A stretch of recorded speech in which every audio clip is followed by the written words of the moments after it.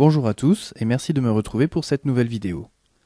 Dans un précédent exercice, nous avons vu comment créer une cascade de listes déroulantes pour une liste SharePoint via Infopass. Aujourd'hui, nous allons réaliser la même chose mais sans Infopass.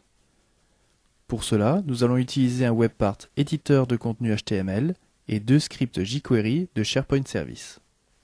Pour cette démonstration, je vais à nouveau utiliser les deux listes créées pour mon précédent tutoriel, à savoir la liste Région et la liste Département.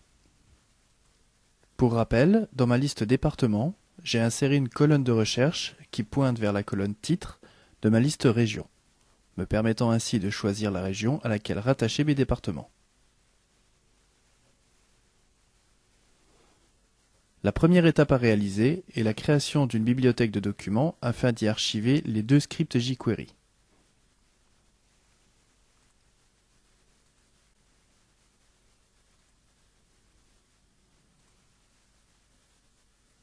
Je vais l'appeler Ressources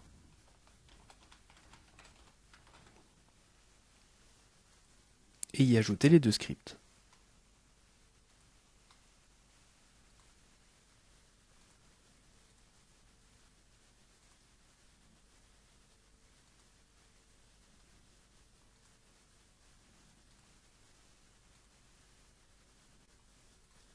Tant que nous sommes dans la bibliothèque, je vous conseille de copier et coller les liens de nos deux fichiers dans un bloc-notes par exemple.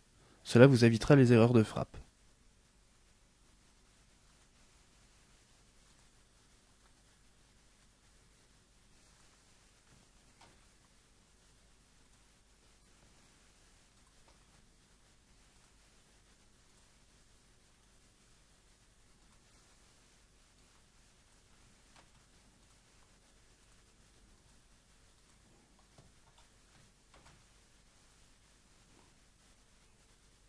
Je vais maintenant créer une liste destinée à recevoir mes cascades de listes déroulantes.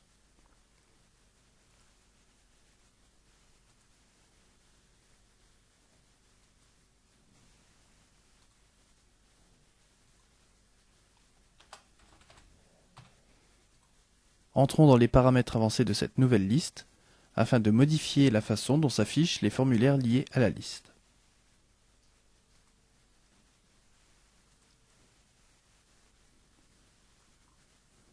Tout en bas, nous allons cocher Non dans Lancer les formulaires dans une boîte de dialogue.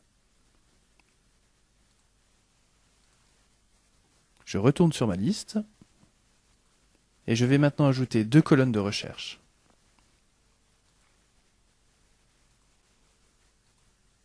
L'une s'appellera Choix région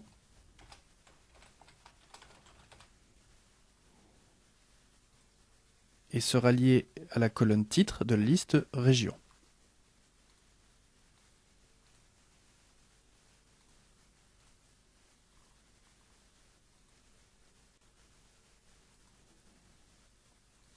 L'autre, Choix département, pointera vers la colonne Titre de la liste Département.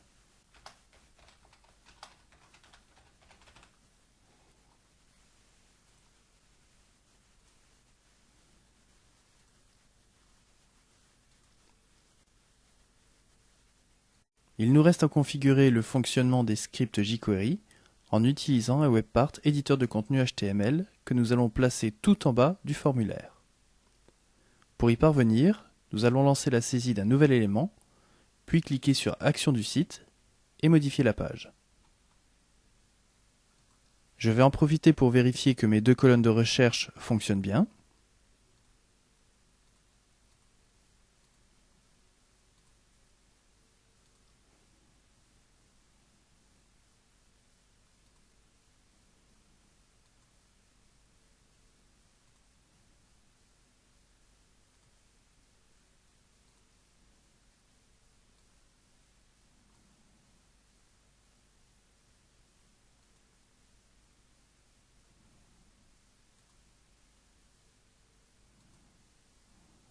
Collons ici le code de base et modifions-le en fonction de nos listes. Les premiers éléments à changer sont les liens vers les deux scripts. Reprenez ceux que vous avez copiés dans le bloc-notes et collez-les.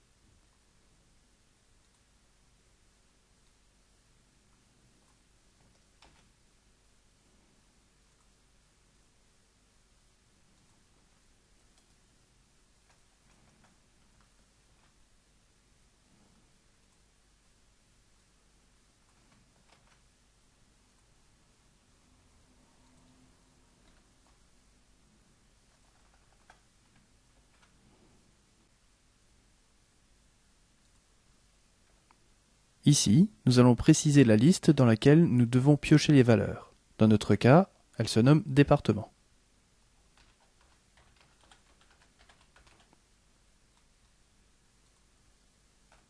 Renseignons les colonnes parents et enfants de notre liste département, à savoir recherche région et title. Attention, si vous avez modifié les noms des colonnes, il s'agit ici d'utiliser les noms internes. Je vous invite à regarder un de mes précédents tutos pour connaître la méthode pour retrouver le nom interne d'une colonne.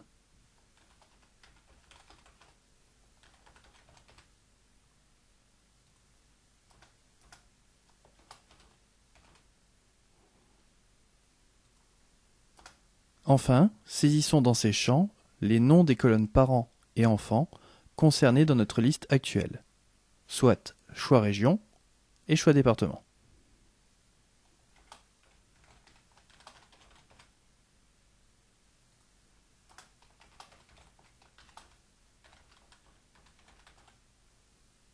Maintenant, nous sommes prêts pour faire un essai.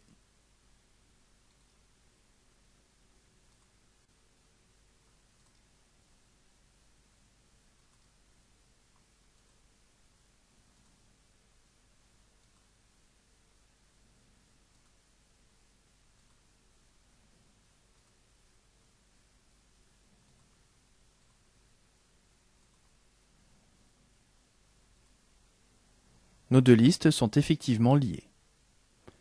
Voilà, j'espère que ce tutoriel vous sera utile dans vos prochains développements SharePoint. Je vous dis à bientôt pour un nouveau tuto.